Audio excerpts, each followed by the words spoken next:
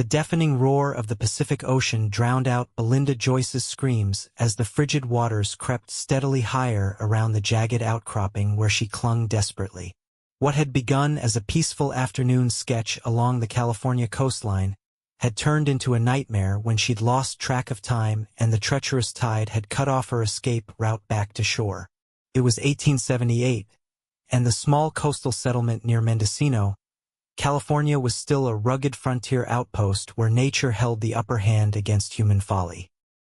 Belinda had arrived just 2 weeks prior from Boston, determined to document the untamed beauty of the West for her father's publishing company.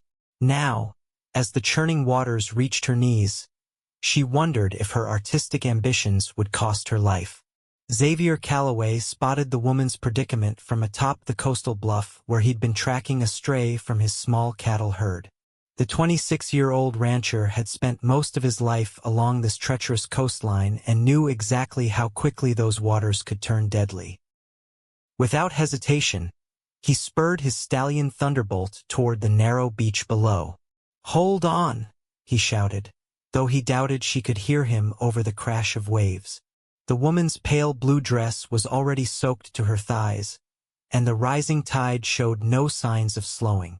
Xavier guided Thunderbolt down the steep trail to the beach, rocks and sand tumbling beneath the horse's hooves. The stallion was powerful a Mustang. He'd tamed himself 3 seasons back, but the churning water would test them both. "Come on, boy," Xavier murmured, patting the animal's strong neck as they reached the shoreline. The horse's ears flicked nervously at the sound of the thundering waves. "We need to move fast." Belinda had spotted the rider now, a tall figure on a magnificent chestnut horse. Hope flared in her chest, but the water was rising faster than she'd anticipated. Her fingers were numb from gripping the rough stone, and her heavy skirts pulled at her like anchors in the swirling current. "Help!" she called again, though her voice seemed small against nature's fury. The next wave crashed against her, soaking her to the waist and nearly dislodging her precarious foothold. Xavier urged Thunderbolt forward into the foaming water. The horse balked initially at the churning sea, but responded to his steady hand and confident commands. The water quickly reached the animal's knees, then its belly. "Easy, boy," Xavier soothed as Thunderbolt snorted and tossed his head. The horse was powerful, but the current was becoming dangerous even for his strong legs. Xavier focused on the woman ahead, calculating the best approach to reach her without endangering them all. Belinda watched in awe and terror as the cowboy guided his horse through the surging waters. She'd never seen such skilled horsemanship, even among the gentleman riders of Boston Common. The rider's face was partially obscured by his wide-brimmed hat, but she could see the determination in his posture as he carefully navigated toward her. "Stay right where you are," the man called out as he drew closer. "Don't try to swim for it. That current will take you straight out to sea." "I wasn't planning to," Belinda called back, attempting to sound braver than she felt.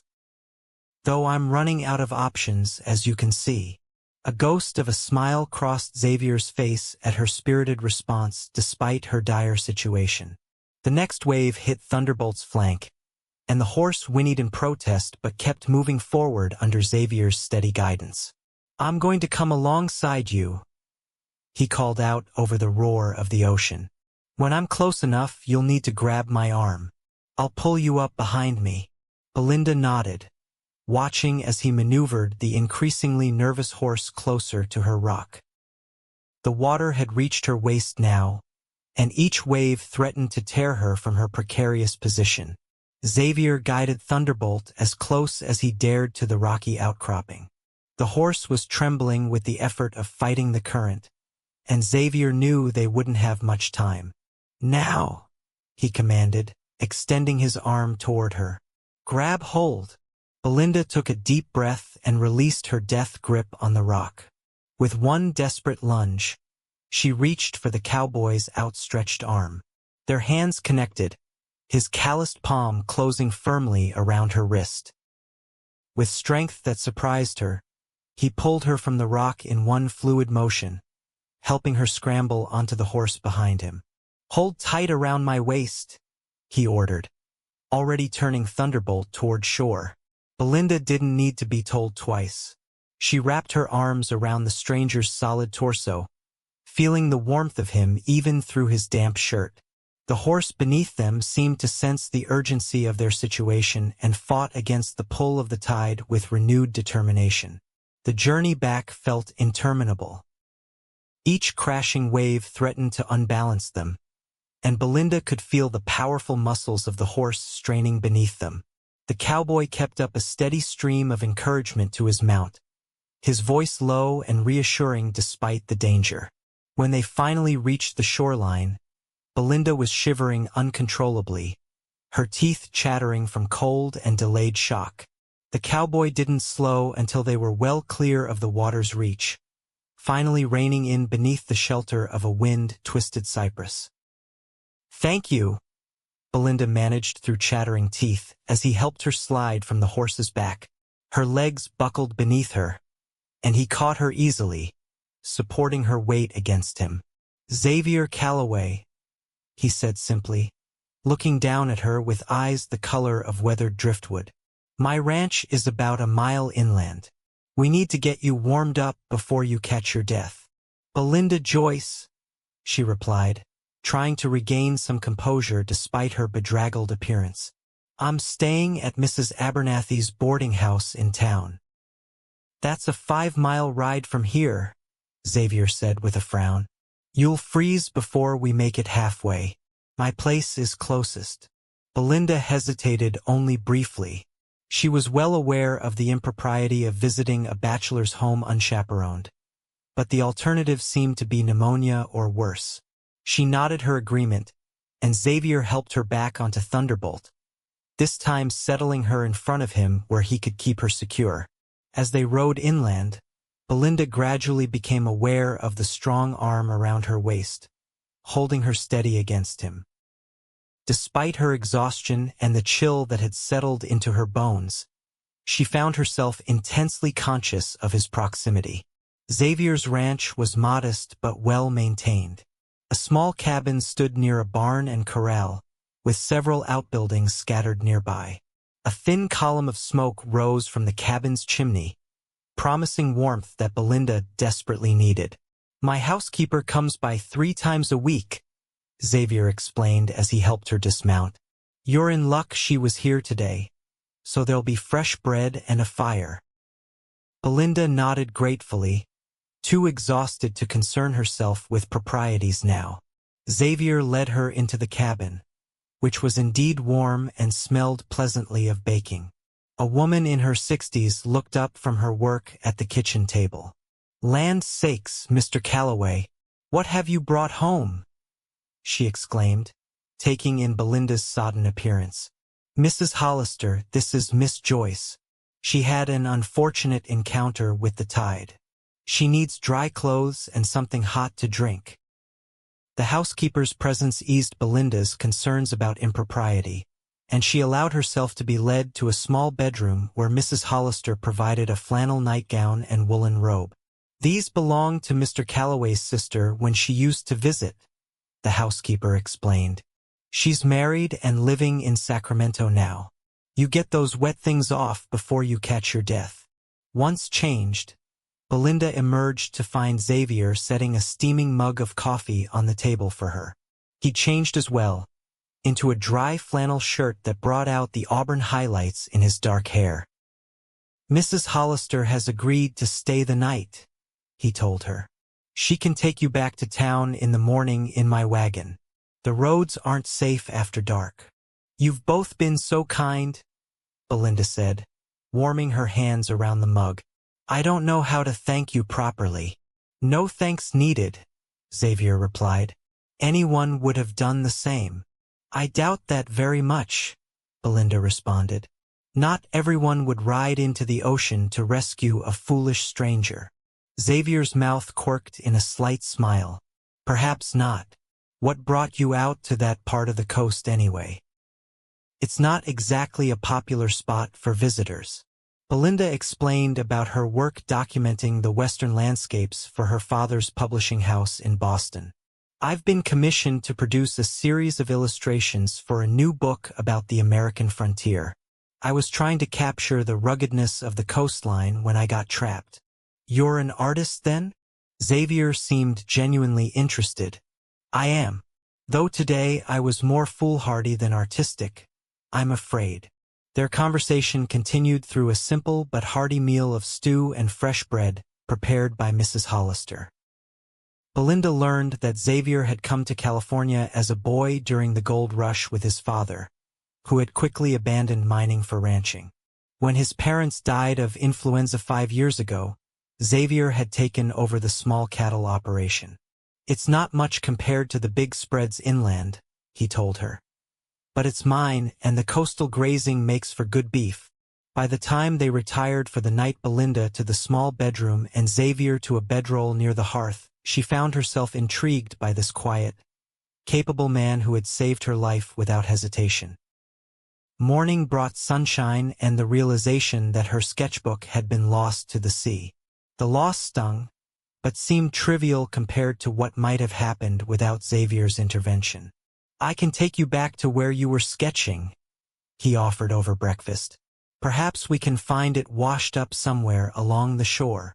That's very kind, but unnecessary, Belinda replied. I can start fresh with new sketches.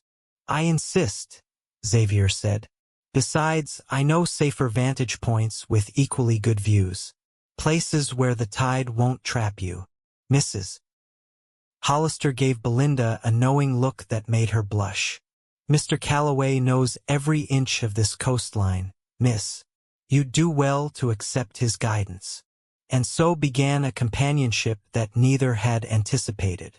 Over the next 2 weeks, Xavier showed Belinda the hidden wonders of the Mendocino coast, secluded coves, majestic bluffs, and dense forests that met the sea in dramatic fashion. He proved to be not only knowledgeable about the terrain but also surprisingly conversant about art and literature. My mother was a school teacher before she married, he explained when Belinda expressed surprise at his familiarity with Emerson and Thoreau.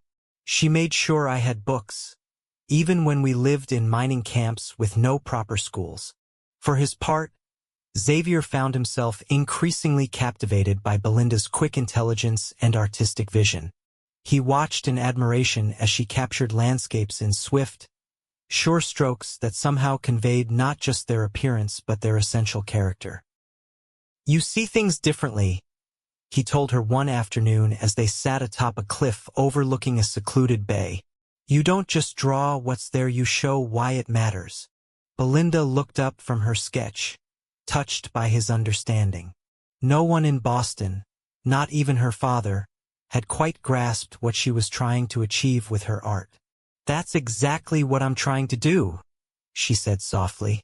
I want people back east to understand that the West isn't just a wilderness to be conquered. It has its own soul, its own meaning. Their eyes met, and something shifted between them, a recognition that their connection had deepened into something neither had expected. The spell was broken by a distant rumble of thunder. Xavier glanced at the horizon where dark clouds were gathering with alarming speed. We need to head back, he said, helping her pack up her supplies. Coastal storms this time of year can turn dangerous quickly. They mounted Thunderbolt and set off at a brisk pace. But the storm moved faster than anticipated. Soon, rain was pelting them in heavy sheets, and lightning cracked across the sky with alarming frequency. There's a line shack up ahead, Xavier shouted over the downpour. We can wait it out there. The small shelter was basic but sound, a single room with a small stove, rough bunk, and supplies for ranch hands who needed to stay overnight when working with cattle in distant pastures.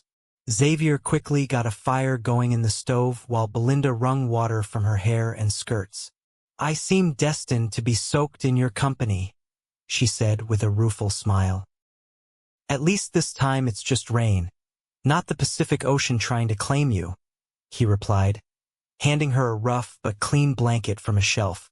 As the storm raged outside, They sat close to the stove, talking in the way of people who have discovered an unexpected kinship. Belinda told Xavier about her struggles to be taken seriously as a female artist in Boston, while he shared the challenges of maintaining his small ranch against larger competitors and the changing economy. "Sometimes I wonder if small operations like mine have a future," he admitted. "The big cattle barons keep expanding, and the railroads favor them with better rates. Yet you stay," Belinda observed. Xavier's eyes met hers. "This land is part of me now. I couldn't leave it any more than I could cut off my own arm." Belinda understood his attachment all too well. In just a few short weeks, she had fallen under the spell of this wild coastline with its dramatic contrasts and untamed beauty. Or perhaps, she was beginning to realize, she had fallen under the spell of the man who embodied those same qualities. The storm showed no signs of abating as darkness fell. "Looks like we're here for the night," Xavier said, adding more wood to the stove. "I'll take the floor. You can have the bunk.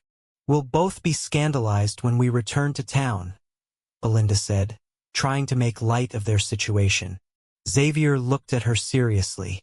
"I'll speak to Mrs. Abernathy myself and explain the circumstances. Your reputation won't suffer because of today's misfortune." His concern touched her deeply. In Boston, such a situation would indeed have led to scandal, regardless of the innocent circumstances. Yet out here, where nature's whims still dictated human affairs more than social conventions, perhaps different rules applied. They passed the night in surprisingly comfortable conversation, discovering shared interests and complementary perspectives. By the time dawn broke and the storm cleared, something fundamental had changed between them. A possibility had opened that neither had anticipated when they first met. The ride back to town was filled with a new awareness of each other. Belinda was conscious of every point where her body touched Xavier's as she sat behind him on Thunderbolt. Xavier found himself sharing stories and observations he'd never voiced to another soul, drawn by her genuine interest and insightful responses.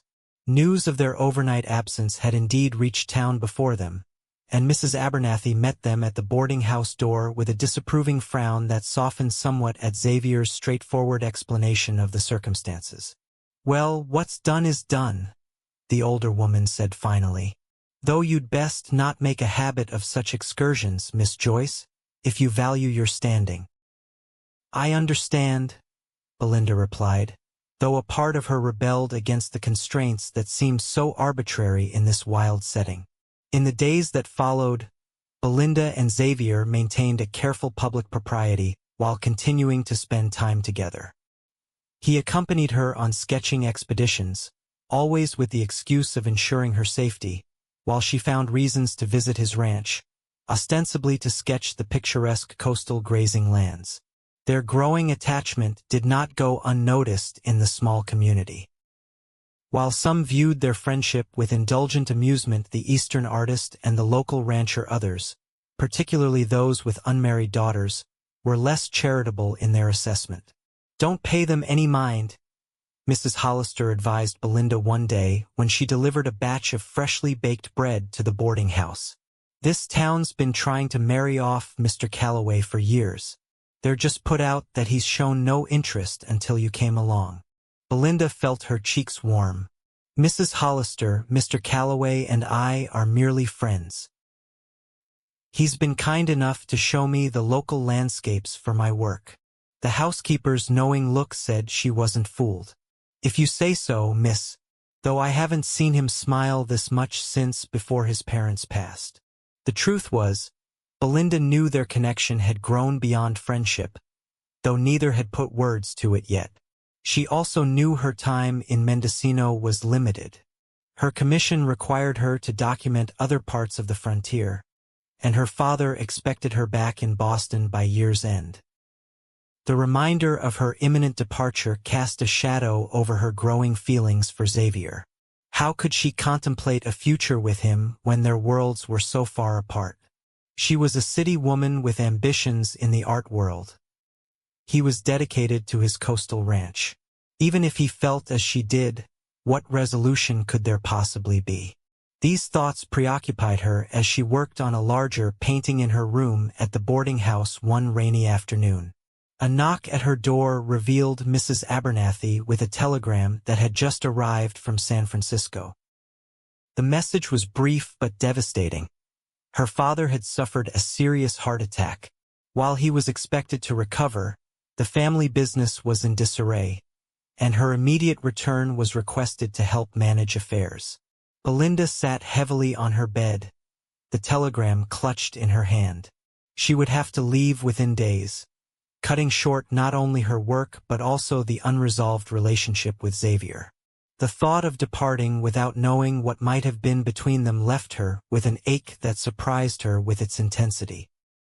That evening, she walked to Xavier's ranch, heedless of propriety. She found him mending tack in the barn, his strong hands working the leather with practiced ease. He looked up at her approach, his smile fading as he took in her troubled expression. "What's wrong?" She handed him the telegram wordlessly, watching as he read the brief message. "I'm sorry about your father," he said, genuine concern in his voice. "When will you leave?" "The day after tomorrow. There's a coastal steamer that will take me to San Francisco, and from there I'll take the Transcontinental Railroad." The words felt hollow in her mouth, mere logistics that couldn't convey the emotional turmoil behind them. Xavier was silent for a long moment, his eyes on the telegram though he was no longer reading it. "I'll miss our expeditions," he finally said, his voice carefully neutral. "Is that all you'll miss?" Belinda asked before she could stop herself. His eyes met hers, and the caution in them gave way to something deeper. "No," he admitted quietly. "That's not all I'll miss." The simplicity of his answer broke something loose within her. "I don't want to leave. Not like this. Not with everything between us unresolved." Xavier set aside the tack he'd been working on and moved toward her. "What is there to resolve, Belinda? You have a life waiting for you back east. Career, a family. What can I offer that compares to that?"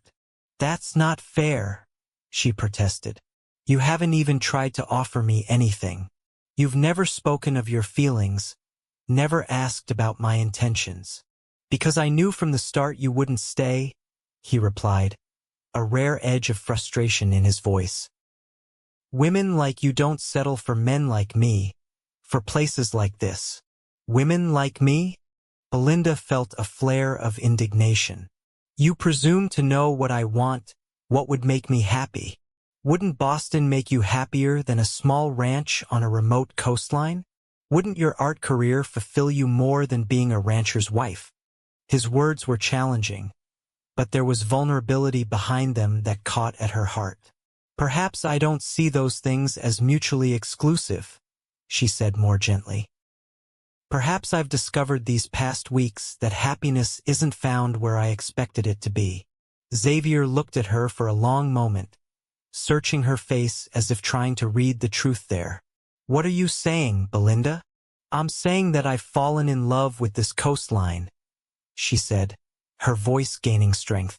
"With the work I've done here, with the person I am when I'm here." She took a deep breath. "And I've fallen in love with you." The confession hung between them, changing everything and nothing all at once. Xavier closed the distance between them, his calloused hands coming up to frame her face with surprising gentleness. "I've loved you since I watched you sketch that first cove," he admitted, his voice rough with emotion. "But I couldn't ask you to give up everything for me." "You still haven't asked me anything?" Belinda pointed out, a smile trembling on her lips despite the tears threatening to spill. Xavier's answering smile was transformative, lighting his weathered face with a joy she'd only glimpsed in fleeting moments before. "Belinda Joyce, would you consider staying here, building a life with me, finding a way to pursue your art while sharing my home and my name?" It wasn't a conventional proposal, But then nothing about their relationship had been conventional from the moment he'd ridden his horse into the Pacific to save her. "I have to go to Boston," she said, seeing the light dim in his eyes before she continued. "My father needs me now, but that doesn't mean I can't come back, that we can't find a way forward together." Hope returned to his expression. "You'd come back? You'd consider making a life here?" "I would do more than consider it," she replied, placing her hand over his where it rested against her cheek. "I would embrace it, as long as that life included continuing my work. Perhaps I could even establish myself as a Western artist, documenting this frontier from within rather than as an outsider." Xavier's response was to draw her closer and finally, after weeks of growing attraction, press his lips to hers. The kiss was gentle at first, then deepened with a hunger that matched the storm building between them. When they finally drew apart, both were breathless. "I'll wait for you," he promised, "however long it takes." "It won't be forever," she assured him. "Just long enough to see my father recovered and help set the business in order. A few months, perhaps." They spent that evening planning, dreaming, speaking of a future neither had imagined possible just days before. Xavier would expand the cabin, adding a studio with northern light where Belinda could work. She would write to contacts in San Francisco about representing her artwork to galleries. They would build something new together, a life that honored both their passions. Their parting 2 days later was bittersweet. Xavier accompanied her to the dock where the steamer waited, Thunderbolt prancing restlessly beneath him, as if sensing the importance of the moment. "This isn't goodbye," Belinda said firmly as he helped her down from the wagon that had brought her trunk to the harbor. "It's just until we meet again." "Until then," Xavier agreed, pressing something into her hand. It was a small, smooth stone from the beach where they'd first met, wrapped in a simple silver wire to form a pendant. "So you remember what's waiting for you here?" Belinda touched it reverently before slipping it around her neck. "As if I could forget." Their final kiss was witnessed by half the town, setting tongues wagging anew, but neither cared. The connection between them had transcended concern for conventional proprieties. The months of separation proved both more difficult and more productive than either had anticipated. Belinda found her father's recovery slower than expected, requiring her presence through the winter and into the spring. The family publishing business needed significant reorganization, a task that fell largely to her as her father's health remained fragile. Meanwhile, Xavier faced challenges of his own when a harsh winter storm damaged part of the ranch house and several outbuildings. Rebuilding took time and resources, delaying some of the improvements he'd planned for Belinda's return. They exchanged letters faithfully, Xavier's practical and sometimes poetic descriptions of coastal life alternating with Belinda's vivid accounts of Boston society and her father's business affairs. Each letter reinforced their commitment while acknowledging the very real differences in their worlds. In Boston, Belinda faced skepticism from family and friends about her intention to return to California. Her father, once recovered enough to discuss the matter, was particularly bewildered by her choice. "You could have any position in the company you desire," he argued during one tense dinner. "You could marry into any family in Boston. Why throw it all away for some coastal cowboy you've known mere weeks?" "He's a rancher, not a cowboy," Belinda corrected mildly. "And I'm not throwing anything away. I'm choosing a different path, one that allows me to pursue my art in settings that inspire me, alongside someone who values me for exactly who I am." Her father's opposition gradually softened as he recognized the determination behind her decision. Eventually, he even offered a compromise, financing a small publishing venture that would allow Belinda to produce illustrated books about the Western Territories while based in California. "If you're determined to live on the frontier, you might as well document it properly," he said gruffly, his way of showing acceptance if not full understanding. For Xavier, The separation provided time to consider what kind of life he could offer Belinda. He expanded his business connections in San Francisco, arranging better terms for his cattle and investigating potential markets for Belinda's artwork. The cabin renovation expanded to include not just a studio but also additional rooms that might someday house a family. Spring was well advanced when Belinda finally boarded the westbound train. Her father sufficiently recovered and the business reorganized enough to proceed without her daily involvement.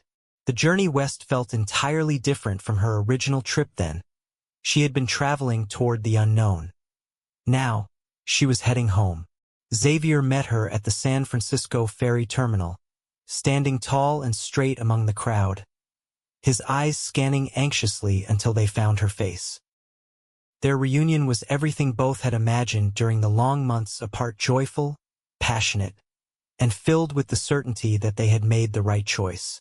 They were married 2 weeks later in the small church in Mendocino, with Mrs. Hollister beaming approval and Mrs. Abernathy sniffing into her handkerchief.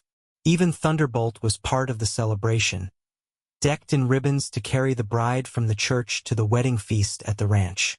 The years that followed brought challenges and joys in equal measure. Belinda's illustrated books about frontier life gained popularity in eastern cities, bringing a modest but steady income to supplement the ranch proceeds. Xavier's innovative breeding program improved his cattle herd, earning recognition throughout California's coastal ranching communities. Their first child, a son they named James after Belinda's father, arrived a year after their wedding, followed 2 years later by a daughter, Margaret, named for Xavier's mother. The children grew up with salt air in their lungs and art supplies in their hands, equally at home on horseback or sitting quietly with a book.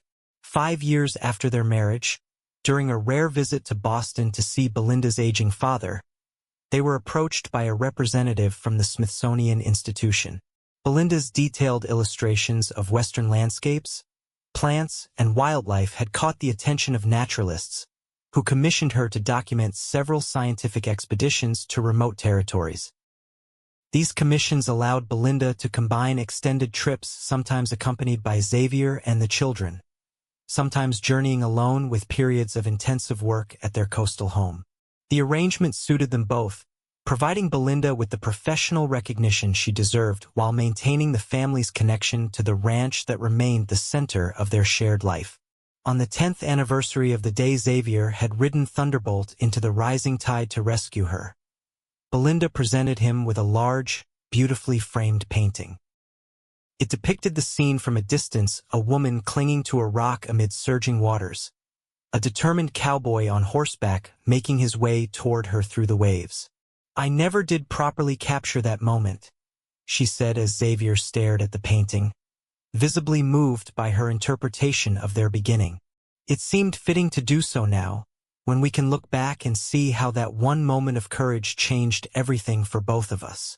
Xavier traced the edge of the frame reverently. "I was just doing what anyone would do." "No," Belinda contradicted gently. "You did what only you would do in exactly the way only you could do it.